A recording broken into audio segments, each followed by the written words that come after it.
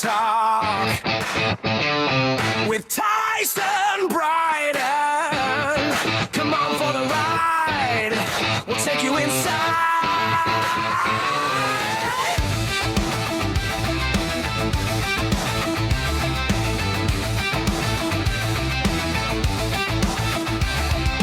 Non-stop rock talk. It's non-stop rock talk with Tyson Bryden. Come on for the ride. We'll take you inside. Welcome to Nonstop Rock Talk. I am your host, Tyson Bryden. On today's episode, I am very happy to welcome from the Exiles guitarist Sean Manning. Sean, welcome to the show. How's it going? Hey, Tyson. Thanks for having me here, brother. It's good. Thank you. I appreciate you being on here and the chance to talk about a subject which is dear to my heart. So, yeah. Well, before we discuss, as I said before we started, things from the past, other than the Exiles, let's talk about the latest release entitled Turning Time via Bad Reputation Records. This album is a 30th anniversary reworked and expanded version. The first question I ask is, when you say reworked and expanded, in what sort of ways?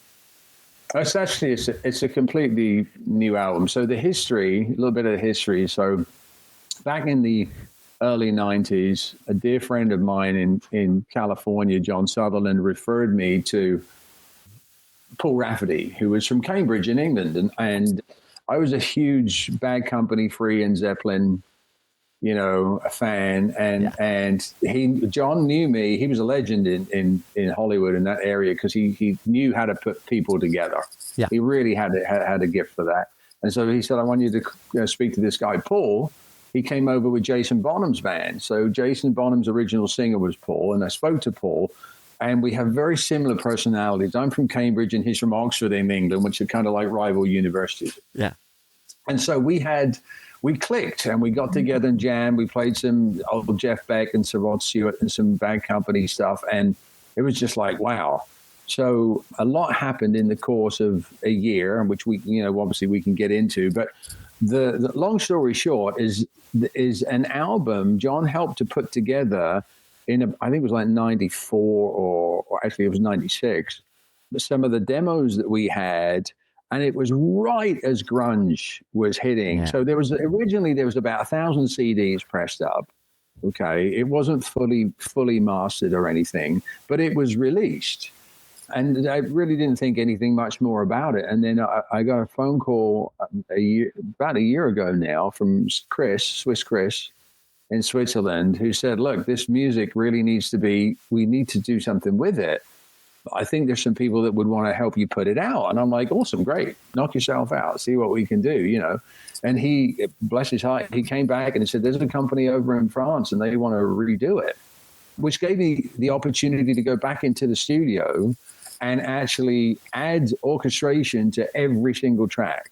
So every track is different than the original kind of demo that came out. And there was no distribution or no press or anything. It was, and I was fighting tooth and nail, like, why is this a repeat? Because nobody heard it the first time around. Right. Nobody really heard it at all. But because it was officially released, it had to be a re-release. So I was lucky enough to go into the studio here in Dallas to Empire Studios, added tracks to all of the original tracks and remastered it, added keyboards. I brought Jeff Jacobs in from Foreigner and Billy Joel to put keys on it for me. I added a bunch more guitar to it and backing vocals on everything that weren't on the original. And I'm really happy with what I was able to do. And Bad Reputation gave me an opportunity to make the album that was in my head that I couldn't make 30 years ago. That's crazy. So so it's actually really cool. It's a completely new album. And it was an incredible experience just to go and do that. That's cool. Now Rainmaker, which is the first single video. I love the acoustic guitar in the intro. It's brilliant. Thank you. And this was the first song you wrote with Paul, apparently, right? It was. Yeah, it came together really quickly. I had pretty much all the music, but I didn't have the melodies. I was listening to a lot the Sonic Temple album at the time, the Cold Sonic Temple album, which Bob Rocken produced. That's funny. And I loved it. I loved it. I loved it. And I was listening to that with basically heavy Les Pauls, because Billy was using heavy Les Pauls with 12-string over the top. Yeah. And just kind of came up with the riff out of nowhere, and then just wanted really open power chords. And I was working with Greg D'Angelo at the time. It was the beginning of the Exiles. Greg was our original drummer. Yes. And so what happened was it was Greg and James from White Lion, and actually Kelly Hansen and myself from Hurricane. From Hurricane, yeah. Yeah, so that was how it originally came together, and that all changed because Greg and James went off to do kind of Pride and Glory with Zach at the time. And Kelly at the time was actually, it was CC DeVille wanted him to sing. In Needle Park. Needle Park, that's correct, yeah, with his solo project. And then things kind of turned around, and I was put together with, obviously with Paul. We flew in this incredible English drummer from England. This young guy is like 17, and all my friends who were kind of session musicians back home were like, he's like a young Bonham. You got to get him over. He's awesome. When we brought him over, a young Terry Maskell, he was phenomenal. He even had a plexi kit like John did. Wow. And a chap by the name of Paul Andrew Stanley that Paul Rafferty knew. And so we were all English guys, living in California in the hills, playing, it didn't get any more sort of free Bad Company, Zeppelin, Stonesy faces, English sounding. But it was right when Nirvana and grunge happened. And it was like, this isn't going to happen now. So put it to bed. And then, it's just been incredible, the experience of going back and getting into that music and listening to it again, because there were 5 tracks that I forgot that we'd written. Wow. Completely. Wow. So does Greg play on this track then? Greg he's on Rainmaker. Yeah. And that was recorded in his garage.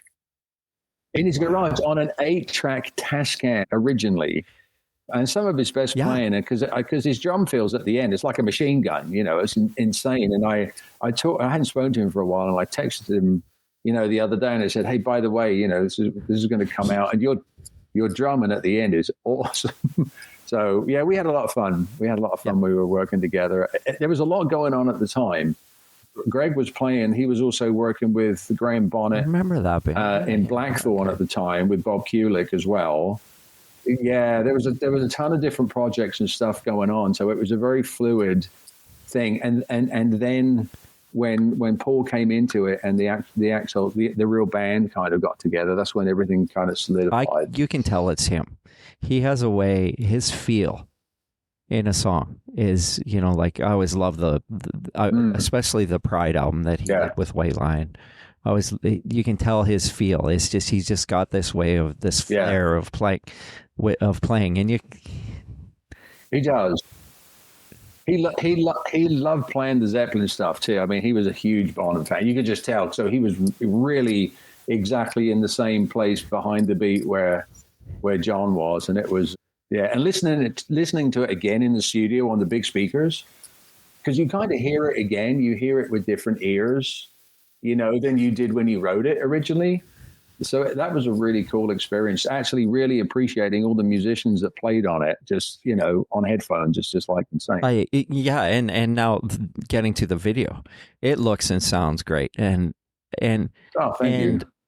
I kind of want you to, if you're able to, kind of tell me about the lyrical standpoint, because what I understand is it's got a Native American indigenous. There's an indigenous chief in full headgear at the beginning of the video, and I'm assuming the Rainmaker's kind of in line with that. It is. It's in reference to that, and when Paul, because we would work on music together and lyrics together. He pretty much did all of those himself, though. So the whole Southern California desert vibe was where we were at the time, and you along with the Sonic Temple, and then the next album that they did and everything. Ceremony, that was, I think, Wild Hearted Son. There was that video that they did, which is very kind of native, and Ian's vocals and stuff on it.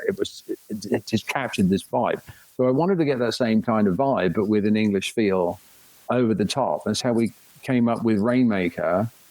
and there's a double entendre there, because it's about a woman, right? About a girl, and then the things that she believes in, and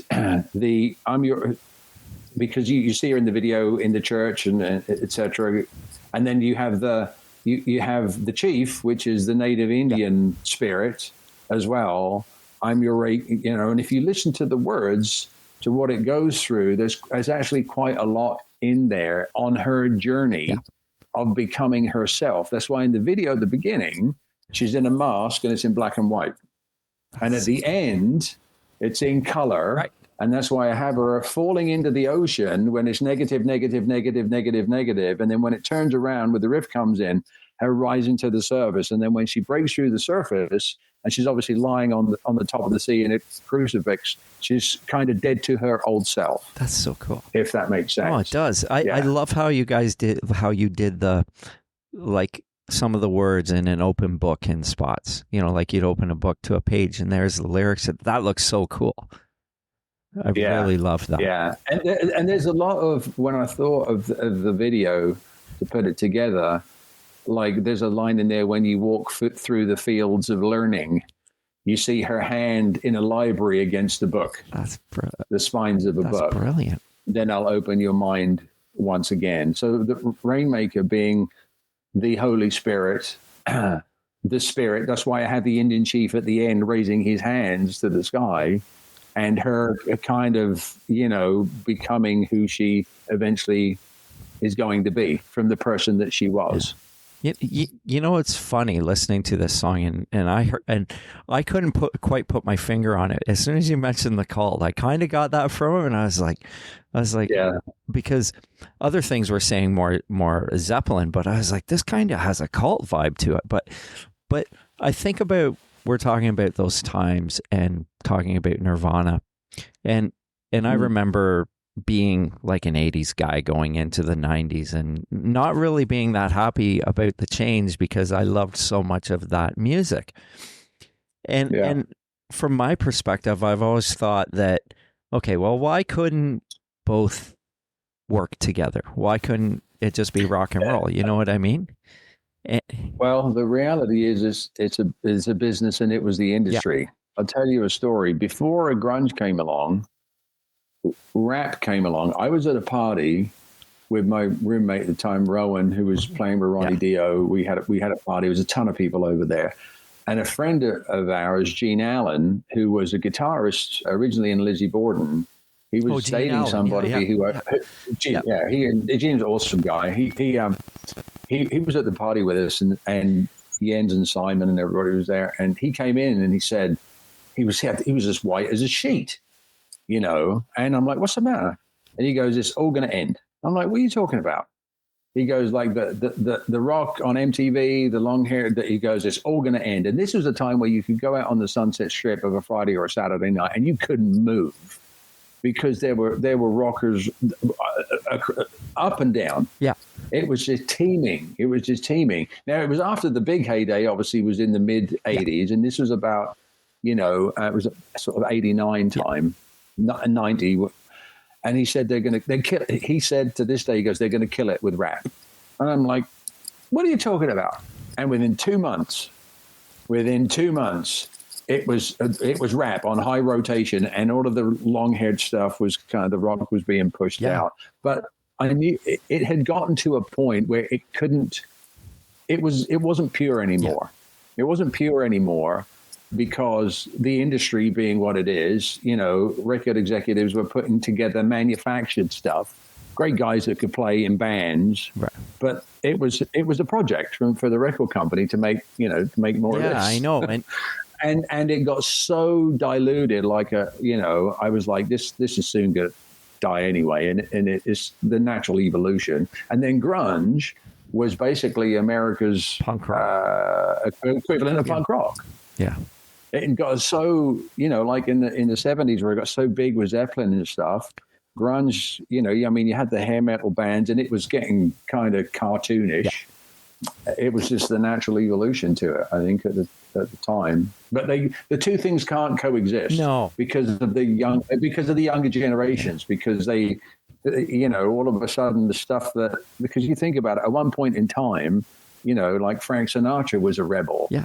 Beethoven was a rebel. Yeah. He was the rock and roller of the time, and Bach and that type of thing. That's a good point. That's a good point. It's just the evolution, of it. I'm actually in the process of, I want to write a book about the whole thing, about the change. And I don't know, I mean, I've already started it, and it might sound crazy, but personal accounts of artists as well, like people like yourself, where it discusses those changes and of noticing before it even happened, kind of thing. Because I do talk to a lot of artists, and we discuss this stuff. Like, we knew 2 years ahead of time you could already see the change. Oh, you could totally feel it happening, because you're on the inside of the industry, and you're on the inside of the nucleus of where it was at. Because I knew from a little village in England of 2,000 people, I'm like, I got to get over there. Yeah. I got to get to LA, because that was where the scene was at the time. Like everybody in the 60s, they had to go to London. Jimi Hendrix had to go over to England to get discovered. Yeah. Twisted Sister had to go to England to get a record deal too, right? That's crazy. So it depends on where the scene is happening at the time. You got to go to, Yeah. So well, it was an incredible time. It really was an incredible time when I look back at it now. I wish. I'm a little bit too young. Like, I lived. I was in high school when the era was. At the height, going from public school into high school when the era. But I wasn't of the age where I was going to go to LA, because I was too young in that heyday. But I mean, it's not that I don't. I mean, I wish. It's like you and I were talking. I wish I could go to that Dallas Cowboys stadium as we were talking. At least that's attainable. Yeah. But I want to go back to Rainmaker, because I want to talk about the guitars themselves on that song. As I listen to that main riff, is that like an open D string moving up and down on the G, like kind of in reference to like Shine by Collective Soul? Maybe, I don't know if you know. It is. It's it that is. kind of thing, right? It is, and it's a 12 string with the initial riff. Yeah. Okay, and then it was actually Rowan's Les Paul that I borrowed for the studio, straight into a Fender Blackface amp, just completely cracked. Wow.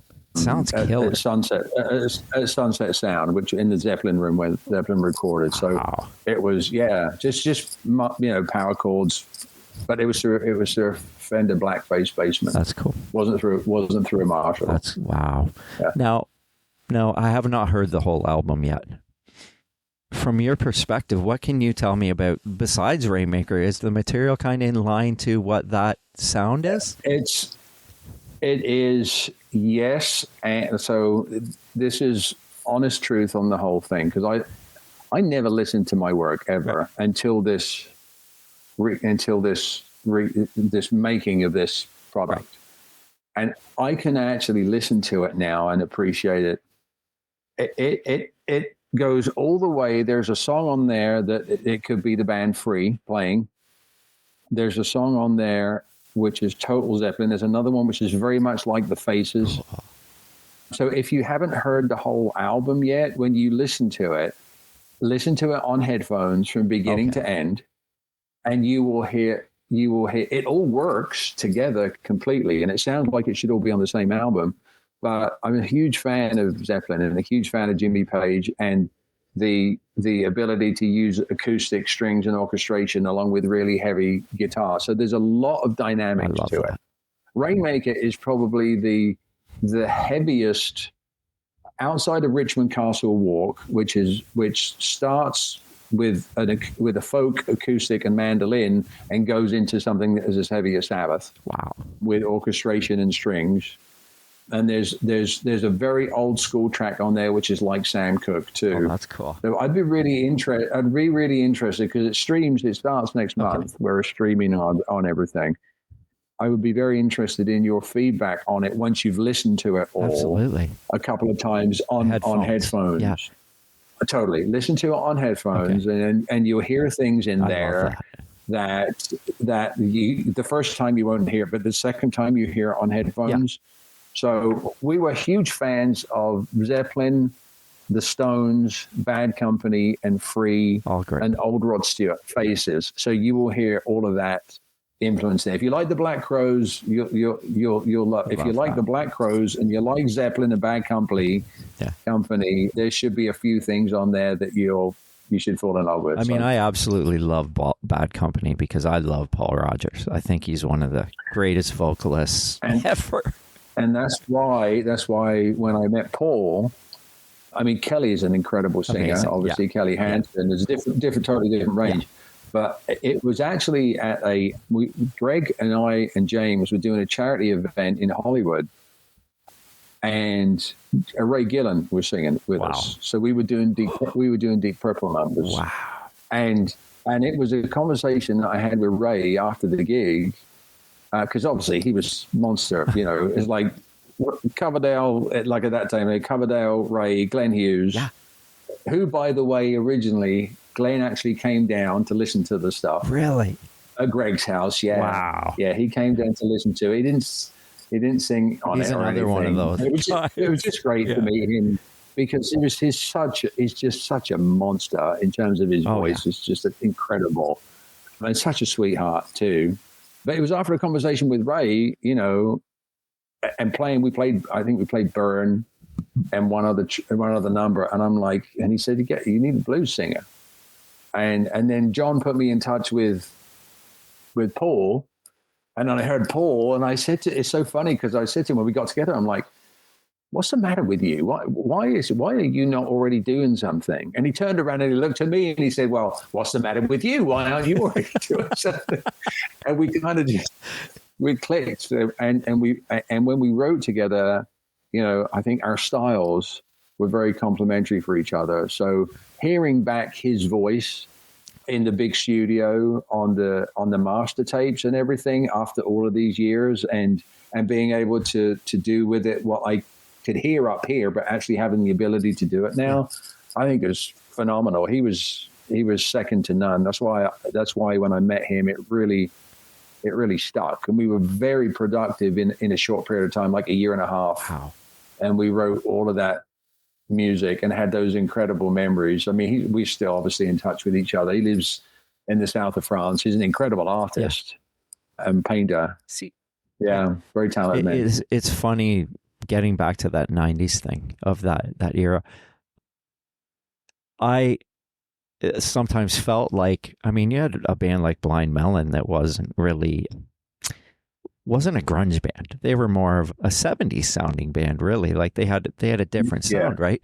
So that's kind of what I was alluding to was, the era of the hair thing was kind of gone away. But my hope was this more, I hate to use this word, but organic, going back to that 70s sound, because you had the resurgence of Woodstock in 95. So you're thinking, okay, we're going to go in this direction, that it's going to be these straight ahead rock bands again with, you know, that sound like Zeppelin. And that's kind of where I was going with that initially. So that would have been nice. You know what I mean? For that, for that to have happened, but the industry just took it in a different direction completely. Yeah. And then it changed again.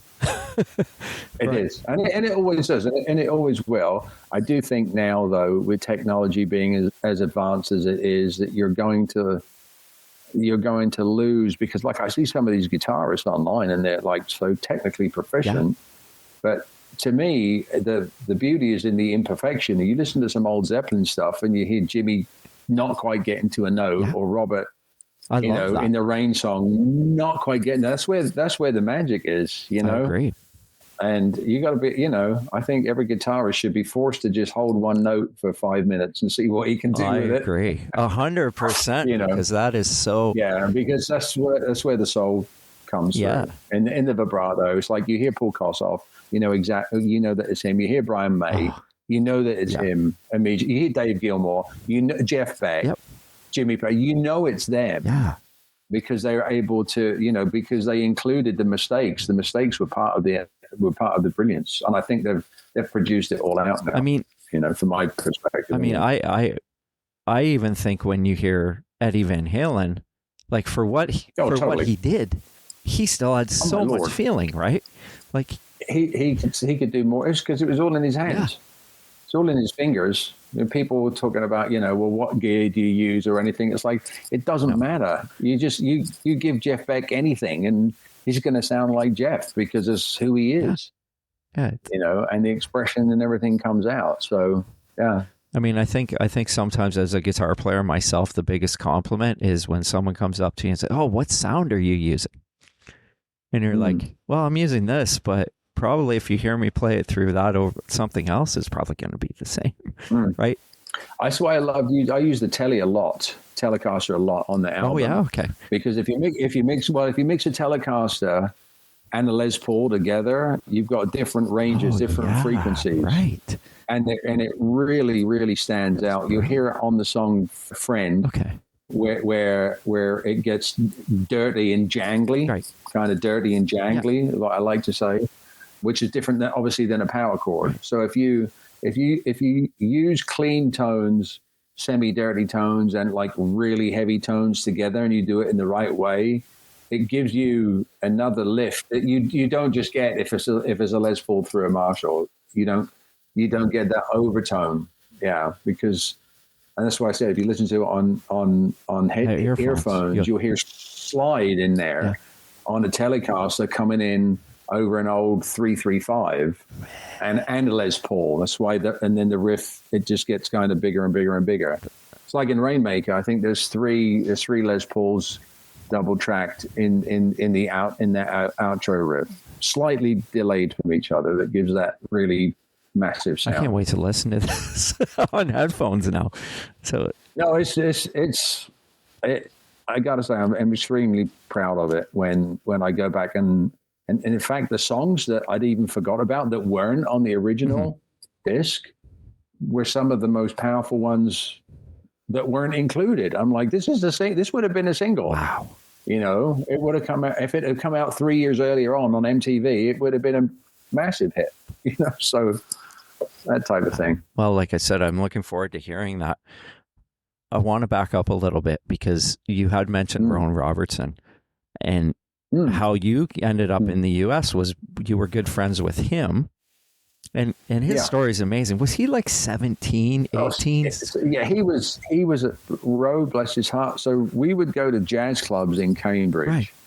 And Rowan, my buddy Dan, who's a monster guitar player, we had this kind of this thing going where we'd go down to London, we'd go down to Ronnie Scott's and we'd go and see, Jeff Beck down there or John Eldridge and all these fusion players because we really we were like musicians. We weren't into rock and roll per se, right? We were really into the players. And then I remember one gig, Rowan came in like with stripy pants on, like Steve Harris from Iron Maiden. And I'm like, who the heck is that coming to a jazz gig dressed like that? And then he and his dads would come to gigs and we all got to know each other. And I got to hear Rowan play and my jaw just hit the floor because you could tell immediately he had the same, and he still does in music, but at 17, he had the same kind of attack on a note that Gary Moore does. Wow. Where there's so much strength. Yeah, there's so much strength. And we would go and we'd go down to London and we would have these lessons with Phil Hilborn down in London and we would go through because Rowan just had like a monster ear. He didn't do a lot of theory or anything, and I was studying theory and harmony at the time, so there was kind of going through a few things there with him, but his ear was just off the charts. And we were jamming and we had it was Dan and Rowan and I all jammed together before I was coming over to California because I knew I was going to come over. I was going to come over to study jazz in California. Yeah, that was my huge love. And I said, what are you going to do? And he goes, I don't know. I'm going to go to London and do some sessions or something. I said, you got to send a tape away, man. Ronnie Dio needs a guitar player. And he's like, oh, no, I don't know. And God had told me, basically, I squared up to him and I said, send a tape away. And that was it. And then so I was 6 months in Hollywood and then Ronnie James Dio's business card came under my door and Rowan had written on the bag, I sent in a tape. They flew me out. I got the gig. It was just, like something out of a fairy tale. It was incredible. That's crazy. Yeah. Wow. Yeah. So we had a house rooming together with Eric Gammons from Ferrari. That was Cold Sweat. Eric, The three of us had a house He's together, and we incredible player, had so too. much fun. He is a monster player, just a sweetheart of a guy too. Yeah. And we had so much fun in that house. Wow. Insane. That's crazy. Yeah. So was Rowan a Dio fan initially? Like, was he? Oh yeah, totally. We went to Donington. I think it was 80, maybe it was 87 when Ronnie was there with Craig Goldie, and Rowan was so funny because he was like, "I'm going up the front," and I said, "I ain't going up there. It's just like a mosh pit up there." I'm not. So he went up there with his friend Yane that came with us, and yeah, he was a huge fan of all that, Right. hard rock, heavy metal. He was a fan, and man, he could just play like nobody else. Wow. And the sweetest fella you will ever meet on the face of the planet. I've had him. Hands down. I reached out to him probably 5-6 years ago during COVID, and had him on. Yeah, And hands down. what a great guy. He was so awesome. He's an incredible spirit, Yeah. and a lot of people could learn a lot from being the kind of person that Rowan is. He just has an incredible spirit, as well as being a monster guitar player. Yeah. He's just a dear. I felt very protective, like his older brother. Because I was 2 years older. Yeah, but I love him. I love him to death. That's amazing. So if you ever listen, if you ever listen to this, Ro, I love you, mate. You know I do. That's awesome. I remember the first time I heard Wild One, and I thought, I was like, oh my God. I was like, because I was waiting, because Metal Edge reported that he had gotten the gig. Yeah, so you were yeah. anticipating. And I wasn't the hugest Dio fan. Like, I love Vivian and I love Craig Goldie, and I love, but I wasn't a huge Dio. They weren't my favorite band. So I liked them, but I wasn't in love with Dio, right? Right. But I remember that song and thinking, this might be like the best Dio song I've ever heard. I just like how he executed it, how he played it. Yeah. I just thought it was a great song. I remember hearing the demo in his car, and I looked at him when I first heard it, and I'm like, this could be like Ronnie when he was with Rainbow type of thing, when it went on the original demos. Yeah, it was insane. And Ronnie was such a sweetheart of a man as well. Obviously, incredible talent. So incredible time. Very blessed to have experienced all of that. That's amazing. Now, let's talk about Kevin DuBrow, which I would from one singer to a completely different singer. Totally different singer. Yeah, Kevin, bless his heart. How did you end up playing with Kevin? I think well, because everybody in town knew who Rowan was and everything, and I think and I was his friend and a guitar player and the whole thing. It was John Sutherland again who told me that he was looking for a guitar player. So I sent the tape away, and I got a phone call from Kevin, and I really didn't. To be fair, I was not a Quiet Riot fan for any stretch of the imagination, because I really didn't know who they were, because they weren't really big in England. I mean, I grew up with Maiden and Leopard and Rainbow and Sabbath, right? So and I'd seen them in Kerrang a couple of times, the Kerrang magazine, which I bought every issue of. And I knew who they were, so I didn't really know much about Kevin or the history. So when I got together with him, I'm a musician. I wasn't in it to be a rock star or anything. And obviously he was incredibly, they had a great deal of success. But I wasn't, when I met Ronnie for the first time at Rowan's party, basically when he got the gig, Ronnie was, the first album I ever bought was Rainbow Rising, and the first single I ever bought was Black Sabbath Neon Night. So this was an iconic, and him saying, "Hey, I'll help you," type of thing. It changed everything. So I was with Ronnie. There was a great deal of respect there for, obviously too, because he was the type of singer that I love. Now, Kevin was a screamer, right? He could really sing, but wasn't really too familiar with any of their stuff other than the Slade covers. Right. So, and for me, he sounded very much like Noddy Holder. So for me, it was just like it's a cover band type of thing, and I didn't.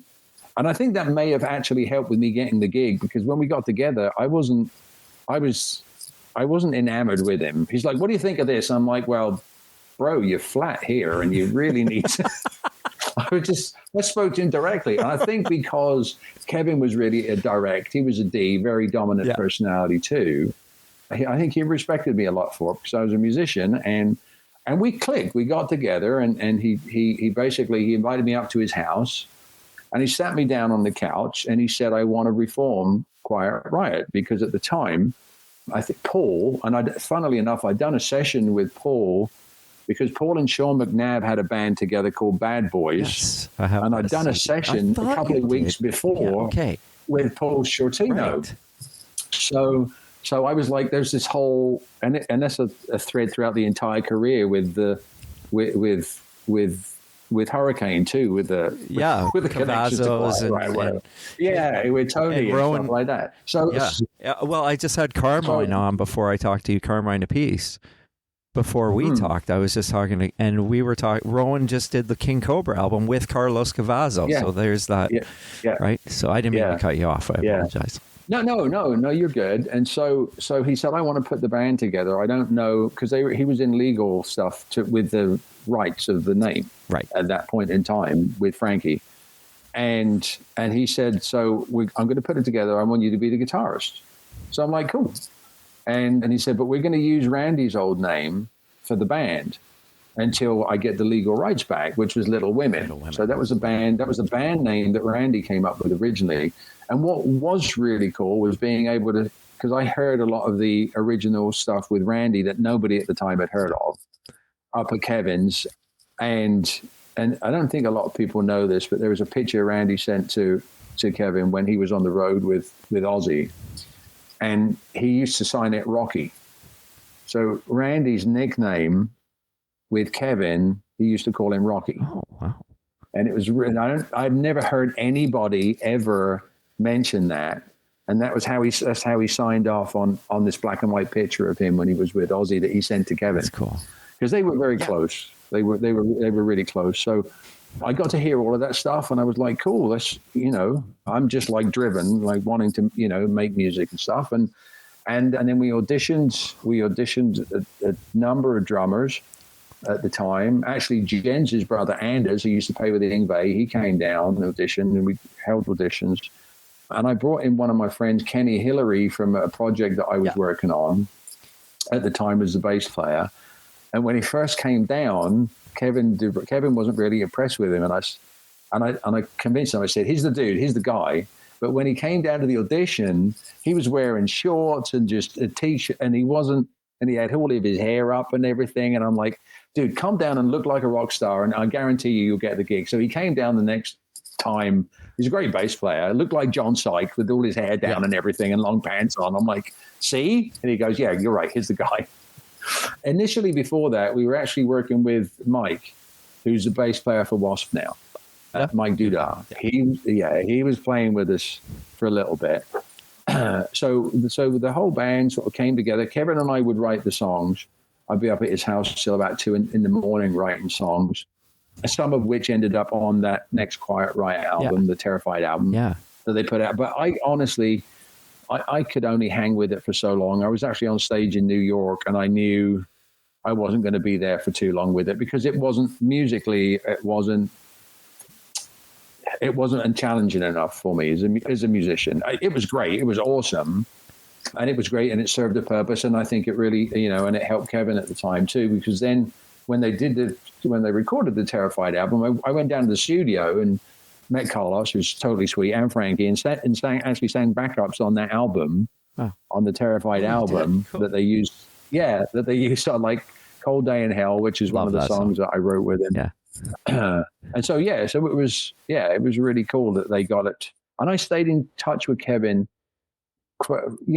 initially on and off quite a while. Then I didn't speak to him for about 5 years, and I'll tell you quickly. I was driving to one of my companies. I had companies offices in Texas, Dallas, Houston, Austin, San Antonio.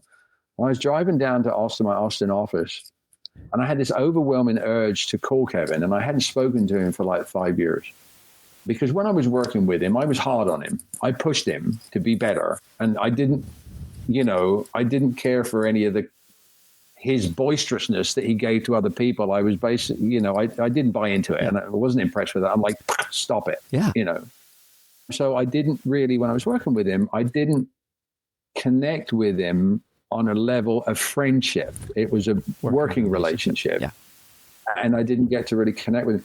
And I had this overwhelming urge to call him. And I called him and I told him I loved him. And I said, thank you for the opportunity of us working together, the songs that we wrote and everything. And we connected like never in the time that I actually worked with him. Yeah. And a week later, he was dead. Oh, my God. Wow. And so I got the opportunity to close that chapter, which I was incredibly grateful for, and tell him that I loved him. Yeah. And appreciated the time that he worked together. And we actually got that connection there, like we never did when we were working together, when we were on stage even. Wow. So that was an incredible opportunity just to close that chapter, bless his heart. Yeah. He had his demons, I mean, that, like I told you at the beginning, that is one of probably my favorite Quiet Riot album. There was a heaviness to him. It was a weird one though, because in that time, so it was like 1993, I think, in around there. Probably. It just came out of nowhere. All of a sudden there's a new Quiet Riot album, right? And you're like, what is this? And I was like, bit of trivia there that ties them together. The producer for that album is Ricky Delana, who produced some of our stuff. So I was really friendly with Ricky and his brother Eddie. Yeah. Sounded great. So everybody kind of, knew each other, and they were in there recording that, and and they went, and I think he was really happy to get back together with Frankie because he loved Frankie. Yeah. They were like brothers that were always fighting, but they totally loved each other. He missed him when he wasn't playing. Now it says that Bobby Rondinelli played the drums on that album. He may have played. Well, Frankie was down. No, it was Frankie. It was Frankie, eh? In the studio. They look similar. I jammed with him in Florida when Bobby Rondinelli was playing drums with him, though I got up on stage and played with him down in Florida, and Bobby was playing drums with him at the time. But I'm pretty sure Frankie was the one. Frankie's pictured in the pictures, but if you open the insert of the CD, it says Bobby Rondinelli. But that's probably more than, because Bobby that would make sense because Bobby was playing with him when I jammed with him in Florida. Okay. But he wasn't in the band with you at the same time when you guys No. Now, were you mentioned the Randy Rhoads stuff? They re-released those 2 Japan albums, and they did, and that was the stuff that I heard as well as some rehearsals that Kevin played me. Because obviously I knew. In fact, the reason why God's honest truth, the reason why I took the gig was because, and I asked Ronnie about it too, Dio, and he's like, he's got pipes, he can sing about Kevin. So and he played with Randy. So I'm like, well, I'll do the gig and, kind of see what happens, type of thing. Did he ever resurrect any of those songs live again though? He didn't want you to play those. They didn't do those. No. Not that I know. I can't say. Not when I was playing with him. When you were playing, we did. It was all original stuff. The only songs that we did would Come and Feel the Noise, and I'd never heard of Metal Health or what it was, and so he had to play me a cassette of it, and I had to play Bang Your Head and everything. Yeah. Oh, that's cool, man. That's cool. Thank you for sharing that with me. I mean, it kind of puts some things in together for me because I'm like, how did that all go down? Because it was kind of I remember seeing an advertisement of Kevin coming to Toronto. I didn't go to the show, but I can't remember if Carlos was in the band or who was in the band, but he was coming, and I kind of think it was under the DeBro name, but I can't remember. It was so long ago. But and then this album appeared, so that's the kind of answers some questions. Now, then you ended up playing in Hurricane. You did an album with them. Yes. Liquefy is called. Is that the name of the album? Liquor Fury. So they just released. They released their Slave to the Thrill album, and Doug Aldridge, who's another sweetheart of a guy, and monster player. Yeah. He just left to do. He was working with House of Lords at the time, which I had gone down to check out as well, and he was playing with them at the time. And so I got together with Jay and with Kelly and Tony to join, Hurricane. So they were trying guitarists out, and it was myself. It came down to myself and Jeff Young, who used to play for Megadeth. Oh, yeah. Wow. Yeah, and we actually, so they wanted to see how it worked together. So we actually played together. We went to a rehearsal studio, and I played with Jeff and with two guitars. Yeah. Wow. And we kind of did that. And then they ended up saying they just wanted me to do it. So I did that gig, and we were writing songs. And as we were writing songs for that, Jay, I think, was taking some work with Unruly Child. It might have been even with Unruly Child. And then it was just Kelly and I. And then it was Kelly and I, actually, this is the other strangest thing. So Kelly and I were being managed by Mick Jones's brother, Kevin, at the time. And we were in Bel Air at Mick Jones's house, listening to our demos. And all I could think of at the time was, dude, you'd be an awesome singer for Foreigner. And then like 10 years later, I'm driving across the country. My phone goes and Kelly goes, you never guess what, Sean? Shawnee boy. Yeah, so it's crazy how it all comes about. So when that happened, and Jay was with Unruly Child, and then Kelly at the time was Kelly and I and Greg and James from White Lion as a project, and then CC wanted Kelly to work with them, and that's when the whole thing changed, and I met Paul, and Greg, was doing a bunch of different stuff and working on his studio. Wow. Yeah, crazy. Amazing. Crazy stuff. So when did you totally give up music at some point? Yeah, it was right around the time that Lars Ulrich from Metallica was deservedly in the press, in the news about Napster and theft. Yeah. And one of the gentlemen that helped Paul and I with the original demos is a guy by the name of Tom Wally, who was head of Interscope and Hollywood Records. Yeah.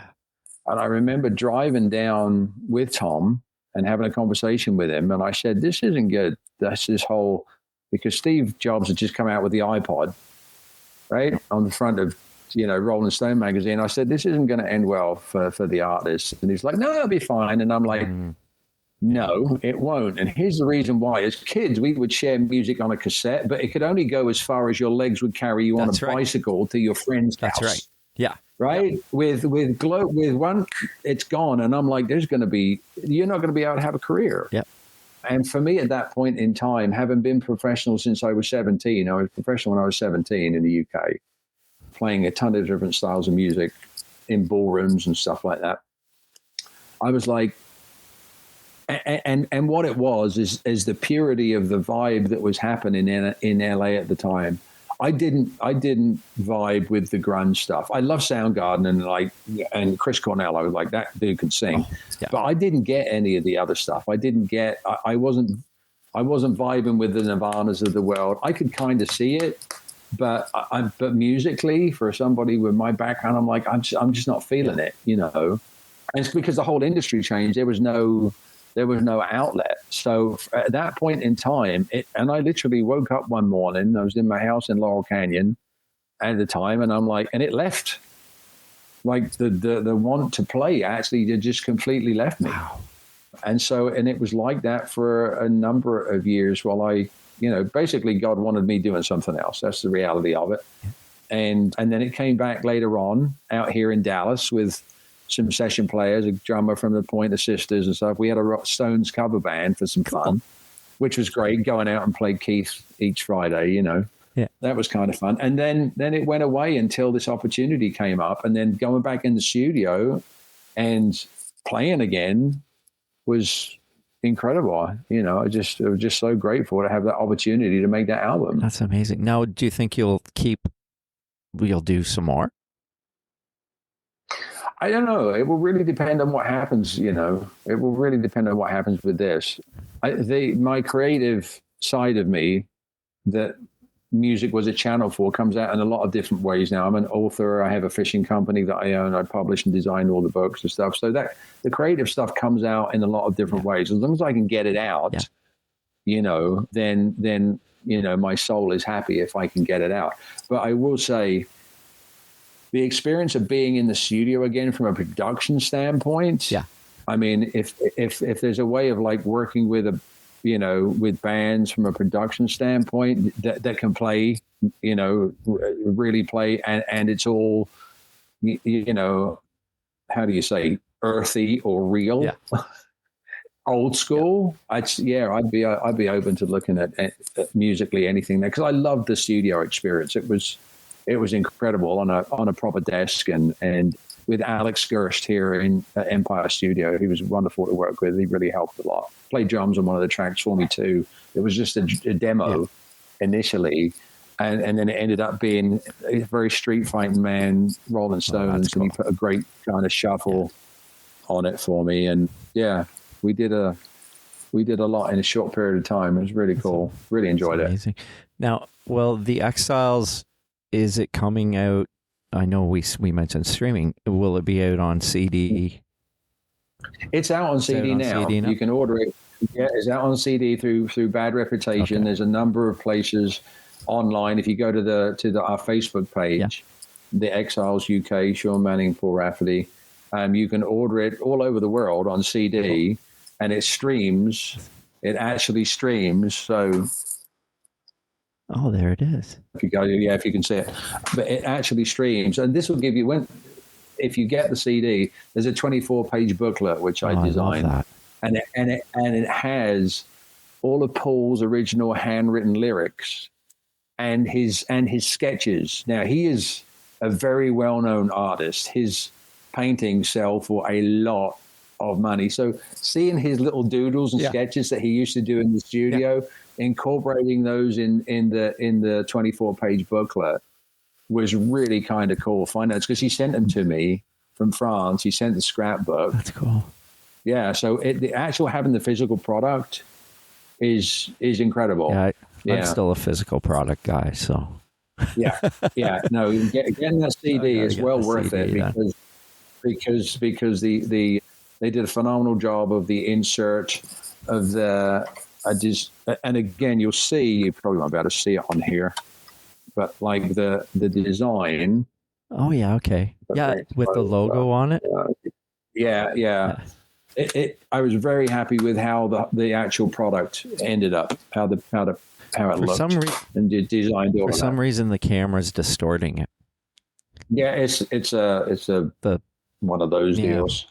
That's okay. I have seen that though. That was in the video, I think, was it? Or no, if from the media stuff that they sent. That was sent out. And like I said, there's 24 pages, and there's pictures in there that nobody's ever seen of Paul and I together. And it's really cool. I'm gonna have to order that. Absolutely. Then I'll put it on the CD player and listen to it through the headphones that way, right? As opposed to, then it won't be as compressed. So I'll probably get even more out of it. But vinyl's not an option then, I take it. They didn't. Vinyl is something I would like to do. I've had it mastered for vinyl. Oh, you have? But if it came out, yes, I have. And if it comes out as vinyl, it would actually be a double album, because there's 15 songs on there. That's cool. So that's actually part of the project that I would like to do, and it'd be a small run. Cool. But it would be, the first album I ever bought was Rainbow Rising, and I still remember to this day, even though it was a single album, you opened it up and there was the picture of the band and all the lyrics of Stargazer in there, and with the artwork that we have for this, a lot of old, really cool black and white shots. Right? It would be really, it would look phenomenal. Right. So if you get the CD, it looks world class in terms of how, the quality of, that it is. So I was very happy with it. I think I have the reissue of Rainbow Rising, so I'm going to have to, on vinyl, so I'm going to have to open that up and look at it and see if they did it the same way. I think they did, though. I'm pretty sure. It was a gatefold, you said? Right? Yeah. You open it up. There's a black and white picture of everybody, of Ronnie, Jimmy, Tony Carey, Richie, and Cozy. Yeah. And me, and meeting Ronnie and Jimmy Bain, too, years ago was really cool, because Jimmy was a hoot, and him being part of Rainbow. So that was, if you can meet your heroes, and they're really cool, which those two, they really were. Not all of them have been, that I've met, but they certainly were. And I found that the guys at the very top were so sweet and so cool. Like Paul and Gene from Kiss, when I met them were so sweet. Paul Stanley could not have been. I was a total young, kid. I was playing with Kevin, but he could not have been any more gracious. He was like, "Do you have a guitar deal yet? I'll put you with my guy at BC Rich." He wanted to help. He was such an incredible fella. Incredible fella. It was on their Forever video shoot when they were shooting Forever. Wow. What's the ballad for Forever? And that's cool. The big ballad that they had, and I went to the video shoot and was introduced to them, and it just to this day, you never know when you meet someone or you impact someone. It's still to this day, because if I ever saw Paul again, I would go up to him and say, "Hey, you won't remember me, but I want to thank you just for being the gracious person that you were, because I remember it to this day. And you didn't have to be that way, but he was. He was just such a sweet fella." Yeah, so it's those interactions that you take with you to the grave, I actually love hearing that, because so many people say so many things about Kiss. And I'm always like, well, how accurate is it? I think. No, he was so sweet. I tell you, honestly, the guys that were there, like Ronnie and Paul and Gene, the ones that were already at the top, they're every single one of them is so gracious. Yeah. I haven't met anyone there, because they're confident in themselves. Right. They don't have to be an idiot. That's a good point. It was the ones that weren't. It was the ones that weren't quite there that were the idiots. Not the ones that were actually there sitting on top of the mountain. Because it's like Ronnie, bless him, he's like, "I'll help you." Yeah. I mean, what are you going to do? Say no? Well, I mean, I know the story of Cold Sweat with Eric and with those guys, and when they lost their record deal and they wanted to film the video, and Ronnie let them use the whole stage. Totally. I was there when that happened, because they just shot I think it was the Wild One. It was in a massive, great, warehouse in. I still can see it to this day with the stage, carcasses or the big tooths or whatever they were on the side. Yeah. That says so much. Ronnie and Wendy, both of them were just very, very sweet people. Now, before I let you go, I'll ask, was Jimmy still in was he still around when Rowan joined the band? Because Teddy Cook ended up playing bass on the album, right? Yeah, but Jimmy and Vinny were there. Okay, I think Rowan told me that, but that was so long ago. Yeah, that's cool. Yeah. That's very cool. Yeah. I'm excited for you to hear this, to hear the album and all of the different styles. So just reach out once you listen to it, and you'll hear the diversity of the styles in there. Yeah. There's a lot of slide guitar in there. There's some incredible harmonica in there. I got this incredible harmonica, John Payton from the University of Texas, on Traveling Blues, which is just like an old free song that he laid down. And I put it through a speaker, like a rip speaker, and it's the dirtiest sounding harmonica. It's so cool. I love that. Okay. Yeah. Well, I will reach out. I mean, I can edit this. How can I reach out to you, Sean? Just go to the Exiles Facebook page and message, and just message me through there. Say, "Hey, Sean, we did the thing, the podcast." I'd love to hear. I generally want to hear people's, because the way that I look at it is there are people that love this music, that they love Bad Company, they love Free, they love Zeppelin, and they haven't had anything new in a long time. Yeah. And they might appreciate something in that genre that they would have never heard before. Yeah. So the way that I look at it is, look, Greta Van Fleet must have a mailing list somewhere. There's people that are listening to them. You know what I mean? There's people that are listening to them. They might appreciate it. I mean, this is the thing that I love about doing this podcast, is the fact that you hear stuff that maybe you normally wouldn't be able to, that you wouldn't find on your own, right? So when I heard Rainmaker, I was like, the song blew me away. So, I mean, I'm excited to hear the album. So I will. I'm glad you like it, man. I will reach out to you after I've listened to it, and I'll let you know. I'm sure I'm going to love it. So, but is there anything else you'd like to add before I let you go? No, I appreciate you giving me the opportunity to share some of these experiences of mine from years ago. I have incredible memories. I was blessed to work with so many incredible people and have them as friends, and very fortunate to be able to put down what I think is some very special music. There's no date to it, because even though it's in that vibe, it's been mastered to sound modern. And there's a lot of light and shade in the whole thing. So hopefully people will, it's one of those things where the more that you play it, the more that you discover. Yeah, I love that. The more you play it, the more you discover. And if you listen to Richmond Castle Walk, which has got mandolins, strings, everything in it, that I'm very, very, very pleased with that. Okay, that's cool. Yeah, it's like Cashmere type vibe. And that's Bad Reputation. Is it .com? I think. I believe so. .com. Yeah, just look it up. Just search for Bad Reputation, the Exiles, you'll find it. Perfect. All right. Well, thank you again. All right. And you're welcome. And enjoy the rest of your day. It's great to meet you, brother. Take care. God bless. Bye-bye. Bye-bye.